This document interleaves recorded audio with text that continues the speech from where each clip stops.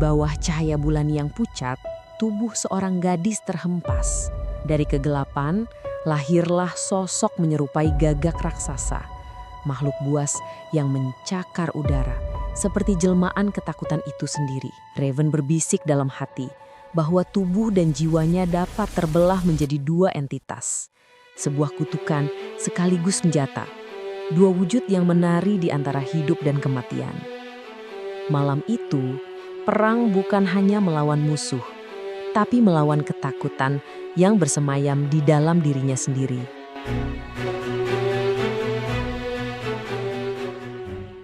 Tubuh dan jiwanya bisa terpisah, tapi pemisahan itu hanya bisa terjadi jika ia yang menghendaki. Namun, pemisahan bukan tanpa resiko. Jika tubuh dan jiwa terpisah terlalu lama, akibatnya bisa fatal. Bayangkan jika dirinya meledak dari dalam, menghancurkan segalanya sejauh mata memandang. Itulah yang disebut konsekuensi berat, cukup kuat untuk memusnahkan apapun di sekelilingnya. Raven jatuh dari langit, tubuhnya terpisah dari jiwanya. Ia menegaskan ini bukan keinginannya. Ada sesuatu yang memaksanya. Saat ia berusaha melawan, Raven mengungkapkan fakta berikutnya. Raven faktoid nomor 2. Berbeda dari banyak pahlawan meta, Raven tidak bisa terbang. Kelemahan itu membuatnya semakin rentan. Dan di tengah jatuhnya, ia sadar ketidakmampuan itu bisa berakibat fatal. Namun, Raven masih punya satu keunggulan. Ia bisa berteleportasi. Ia selamat, jatuh terhempas di lantai. Tapi dengan nada sinis, ia bertanya, "Jadi, kenapa aku tidak mendengar tepuk tangan?" Raven terbangun dari tidurnya, tubuh masih lelah. Sebuah ketukan pelan di pintu mengusik keheningan kamar.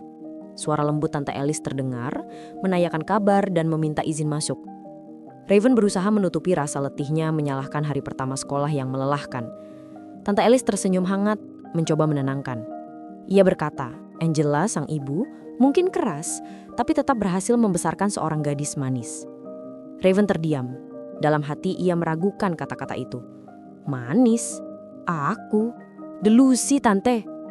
Alice meninggalkan kamar, mengingatkan sarapan sudah siap. Sementara Raven duduk kembali di ranjang, pikirannya masih berat. Di luar kamar, Alice berbicara dengan suaminya Jack.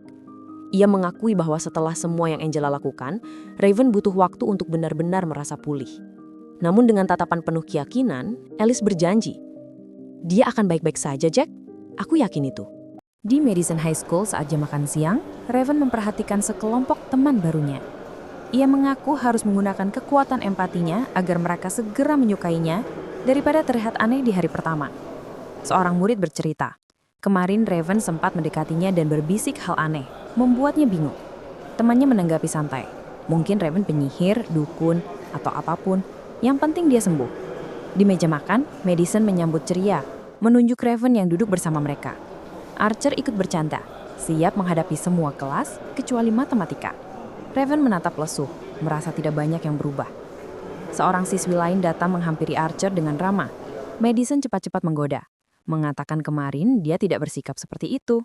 Seorang siswi baru yang ceria memperkenalkan diri pada Raven. Namanya Annabelle Tompkins Tang, tapi semua memanggilnya singkat, Ant. Ant berceloteh panjang tentang nama keluarganya yang rumit. Raven menatapnya datar, bingung harus menanggapi bagaimana. Ant makin heboh, bercanda soal media sosial dan daftar panjang keluarganya. Raven tetap diam, mencoba memahami keanehan barunya ini. Dengan ramah Ant bertanya asal Raven. Raven ragu untuk menyebut dunia asalnya Azarath, lalu menjawab singkat, "Aku dari mana-mana, tapi kebanyakan New York." Seorang siswi lain, Terry, datang menghampiri meja. Ia menyapa, memperkenalkan diri dan langsung membawa kabar baru tentang seorang gadis bernama Taylor. Seorang teman memberitahu kabar buruk. Taylor tidak pulang semalam. Polisi sudah berada di rumahnya, mewawancarai semua saksi, dan mereka juga ingin bicara dengan teman-temannya. Madison panik, mengingat mereka sempat ke karnaval bersama. Taylor memang menolak pulang, katanya akan memesan mobil saat lelah. Tapi sekarang, ia menghilang. Kekhawatiran makin besar. Raven terdiam, pikirannya dihantui kemungkinan terburuk. Di rumah Taylor, polisi dan warga berkumpul. Raven dengan wujud jiwa astralnya ikut menyelidiki diam-diam. Raven menolak percaya pada kemungkinan buruk. Ia yakin Taylor masih baik-baik saja. Raven menembus ke kamar Taylor mencari sesuatu yang aneh. Tapi segalanya tampak biasa. Taylor hanyalah gadis biasa. Kecuali saat ia tiba-tiba bisa merasakan kekuatan Raven. Raven teringat sensasi aneh itu, sama persis ketika jiwanya dulu dipaksa terlepas dari tubuhnya. Sebuah misteri besar mulai terungkap. Malam hari pukul 23.66 menit. Seorang anak laki-laki sedang tidur gelisah di kamarnya. Ia terbangun tiba-tiba, seakan merasakan ada sesuatu yang aneh di luar. Rasa penasaran membawanya keluar rumah. Dari kejauhan, ia melihat cahaya biru misterius yang berbentuk seperti tentakel raksasa di langit. Semakin dekat, ia terpaku menyaksikan ledakan energi biru yang menghantam langit malam. Dari cahaya itu, muncul sosok aneh dengan rantai bercahaya, turun perlahan dari langit. Sebuah kandang logam tergantung tinggi di udara. Seseorang terjebak di dalamnya. Seorang pemuda berusaha keras, namun tubuhnya tiba-tiba terikat oleh energi misterius. Ia berteriak ketakutan. Tubuhnya terhempas jatuh, melayang tak berdaya di udara. Wajahnya berubah mengerikan, mata bersinar liar seperti dikuasai kekuatan jahat. Energi menghantam keras, membuatnya tersungkur dan hampir kehilangan kendali. Dengan penuh penderitaan, ia menangis dan berteriak lirih. Please make it stop. Raven terkejut, matanya membara. Ia merasakan rasa sakit dan ketakutan yang datang dari Archer. Ada sesuatu yang buruk menimpanya. Di luar, polisi menerima laporan anak hilang kedua, Archer Davis, teman sekelas Taylor Reyes, lenyap begitu saja. Lokasi terakhir mereka, 432 Embarcadero. Energi mistis meledak. Raven menyeru mantra, Azar! Tubuhnya terhantam cahaya, berusaha melawan kegelapan yang menariknya. Raven menatap serius. Ia merasakan Archer terperangkap di dalam kekuatan gelap itu. Bahkan Taylor Reyes juga ikut terseret. Ia mendeteksi sosok lain, pria yang lebih tua, tapi berbeda, seperti sudah hilang sejak lama. Raven mencoba masuk, tapi energi kuat menolaknya. Belum siap. Suara itu menggema, memaksanya mundur. Wajah Raven tegang. Kekuatan ini sama dengan yang pernah menyerangku sebelumnya. Sirena polisi meraung keras, lampu merah biru menyinari malam. Raven tahu ia harus segera pergi. Kerumunan, kamera berita, emosi bercampur jadi satu. Terlalu bising, Raven tak bisa berkonsentrasi. Ia terpaksa mundur ke kegelapan, sementara polisi berteriak mengamankan lokasi. Petugas darurat dan tim hazmat dikerahkan. Kamera bot mulai merekam. Kekacauan makin memanas. Polisi kewalahan menahan massa. Kerumunan orang malah sibuk mengambil selfie dan merekam. Sementara polisi berteriak agar mereka mundur. Isu mulai beredar. Ada yang bilang ini ulah alien. Kamera terus memantau situasi. Beberapa orang membandingkan dengan Superman atau Green Lantern. Tapi tiba-tiba, mata mereka mulai bercahaya aneh. Kerumunan satu persatu berubah. Tatapan kosong, mata bersinar. Sesuatu sedang menguasai mereka. Narasi Raven muncul, penuh kegelisahan. Ini jelas bukan seperti yang kuharapkan. Kekacauan pecah. Orang-orang dengan mata bercahaya mulai menyerang, dikendalikan oleh energi misterius. Polisi dan tim hazmat panik, mencoba menahan mereka, tapi jumlahnya terlalu banyak. Raven terlihat mengawasi dari bayangan. Wajahnya penuh ketegangan. Dia tahu sesuatu yang lebih besar sedang terjadi.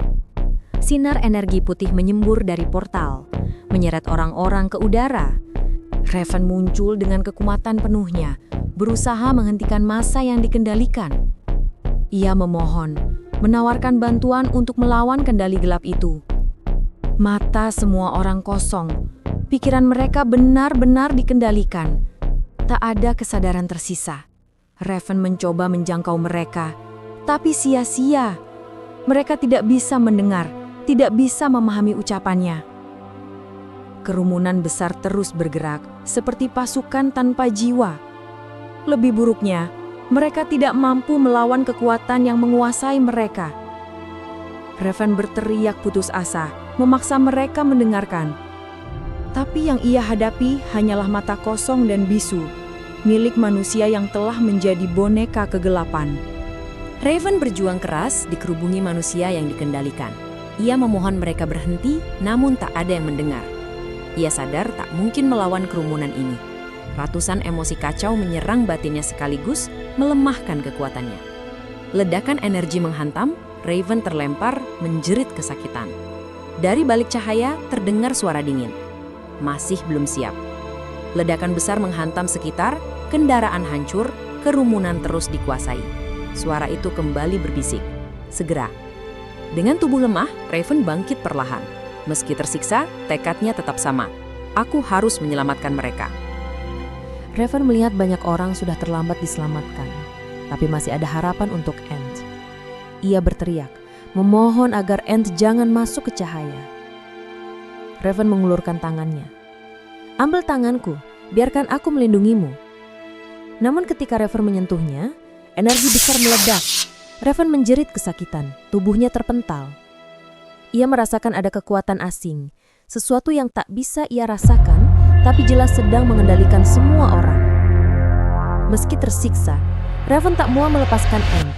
Dengan sekuat tenaga ia berteriak, "Aku tidak akan membiarkanmu diambil olehnya." Ledakan energi semakin menggila, menghancurkan gedung, melemparkan mobil polisi, dan membuat semua orang panik berlarian.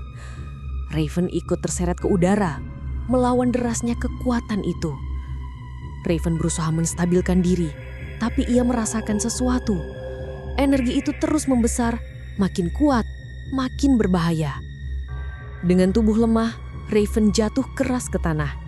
Dalam hatinya ia bertanya, bagaimana cara menghentikan semua ini? Raven jatuh dengan tubuh penuh luka. Nafasnya berat, matanya mencari-cari, panik. Di mana mereka? Di mana Ant? Dengan suara gemetar, Raven memanggil, "Ant, Azhar." Harapannya mulai goyah. Ia berlari melewati tubuh-tubuh yang kosong tanpa jiwa. Raven terus berteriak, "Ant, bisakah kau mendengarku? Di mana kau?" Raven terhenti.